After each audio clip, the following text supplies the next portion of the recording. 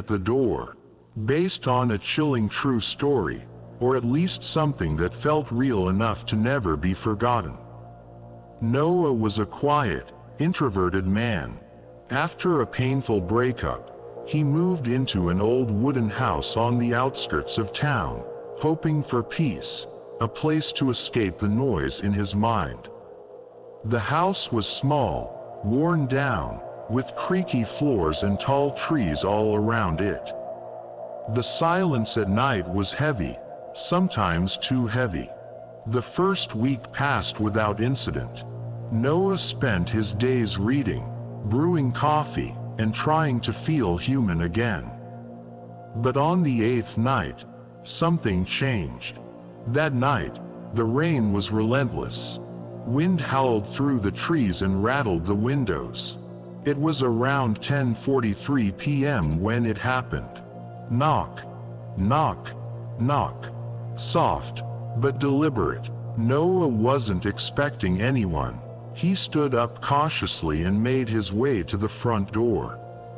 The knocking had stopped, but a cold chill crept up his spine. He looked through the peephole and froze. A man was standing outside, tall, drenched in a long black coat, pale skin, thin, wet strands of hair peeking from under a wide-brimmed hat. His face was half-shadowed, but what Noah could see was enough. His eyes, they didn't blink, just stared, unblinking, soulless. Noah stepped back. His instinct screamed at him. Do not open that door. He turned off the lights, grabbed his phone to call the police. No signal. Right then, the power went out. The house was swallowed in darkness. Silence. Then, a new sound. Scratching. Something was scratching the wood of the door. A slow, deliberate, dragging noise, like fingernails or a blade. Noah crouched behind the hallway wall, holding his breath. The sound continued for another few seconds, then stopped. He waited. When he dared to peek through the peephole again, the man was gone. Relieved, he slowly opened the door. Nobody was there, just the wind and rain. But when he looked down at the wood of the door, he nearly collapsed. Carved into it were the words, "You don't know me, but I know you." He tried to convince himself it was a prank. But the next night, the man came back, same time, same place. No words, no movement, just staring. And the next morning, a new message carved into the door. "If you don't open the door again, I'll have to let myself in." Noah called the police. They came, looked around, found nothing. Said maybe it was a drifter. Or maybe Noah imagined it. But he knew what he saw.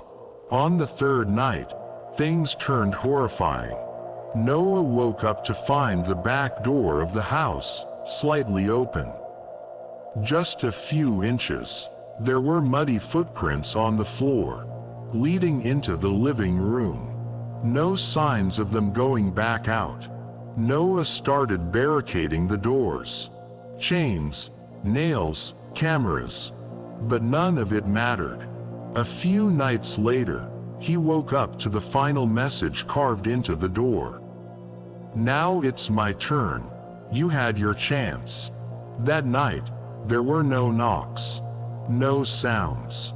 Just silence. He finally thought it was over. Maybe the man gave up. He fell asleep around 2 a.m. But at exactly 3:46 a.m., he woke up to a creaking sound. Not from the porch, from the hallway. He grabbed the knife under his pillow and crept out of bed. The house was pitch black. The only thing he could hear was his own breathing, short, shaky. When he reached the hallway, he saw something that made his blood run cold. The security camera he had installed on the wall. It had been ripped off and smashed on the floor. And on the mirror by the entryway, written in a greasy, foggy smear, "You opened the door, Noah." Noah screamed, but no one heard him.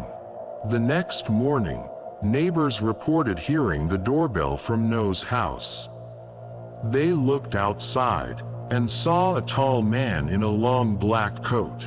Wet hair, pale skin, expressionless. He looked at them and said, "A room just opened up." Then, he vanished, and Noah, he was never found. Only the house remained, and after that night, no one ever dared to live in it again. Don't forget, like and subscribe for more stories. And don't be spellbound.